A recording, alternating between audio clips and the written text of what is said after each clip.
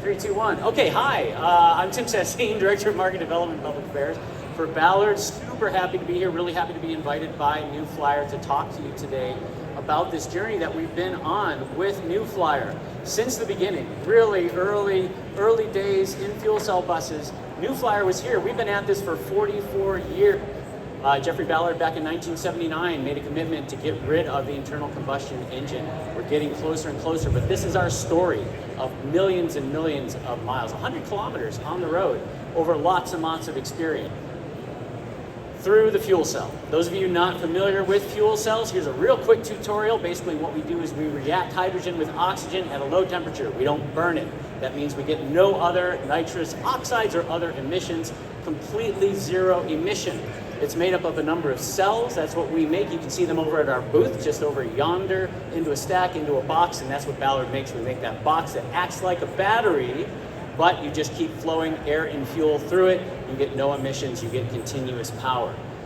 This began 30 years ago. Happy birthday, fuel cell bus. 30 friggin' years working on this thing. Back when Bill Clinton was taking office and KISS was touring in their first round, we had our first bus.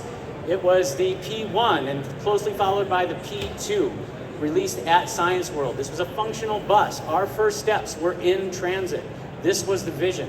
Heavy duty was the place to go for a fuel cell, starting off with a modest power range, already hitting 150 miles plus, right? Going into our next generation, phase 3, we were on the streets in 1996, right? In Chicago, in Vancouver, in public transit, going around finding out what needed to be done to make these things work in the operations that transit operators needed them.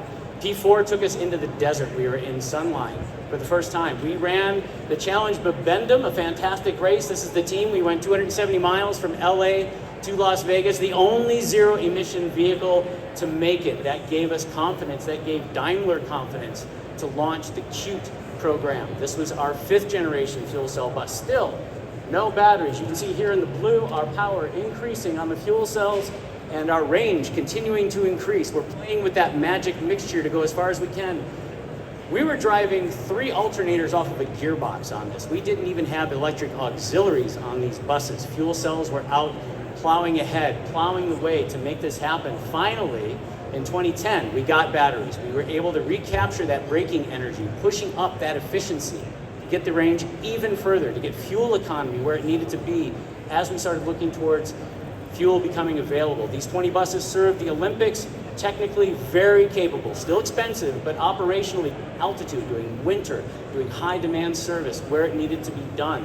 And that led to the first commercial fuel cell bus from New Flyer, the Charge H2, an amazing bus deployed, first of all, when the ICT, the Innovative Clean Transit Regulation, was announced in California, mandating zero emissions. First time a complete sector across the United States had to go zero emission. Done here and inspired by this bus, which took the industry by storm. We were deploying in AC Transit, Sunline, Golden Empire, Orange County, Foothill, even out to Champaign-Urbana. They were going for 60 footers, 40 footers, up into the Great White North, Strathcona, Edmonton, deploying these buses, showing their capability, extremely reliable power plants in these buses. Many of you have ridden on these buses. Many of you have seen these buses. They're all over the place now. We're over 85%, headed towards 90% of the market share. Here's how we're distributed across the United States. By the end of the year, we'll be over 180 fuel cell buses in and around the United States. It's not a California story. It's not even just a New York story, although New York's going crazy. It's all over the place. And really, that experience is what drove us to our newest generation, that fuel cell module that you see right over there, the FC Move. All of that experience told us what we needed to make to go into these buses, to make them affordable, to make them zero emission, and to make them reliable for your operations. It's a compact design.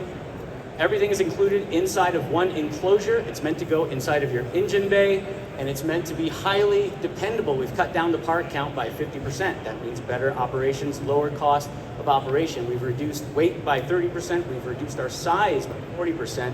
And the stack, the real heart of this thing, 57% peak efficiency. This is our 14th generation stack. This is the best fuel cell stack in the world. And you'll get it inside of your Charge FC. It's made in Bend, Oregon. We're fully Buy America compliant. That's Nate McCrosty with unit number 1 right there. They're rolling off the line today. And it's going into this bus, which now has the advantage of the most range we've ever seen in a bus, and the optimized balance between fuel cell and battery power that I'm really happy Mike is going to tell you all about.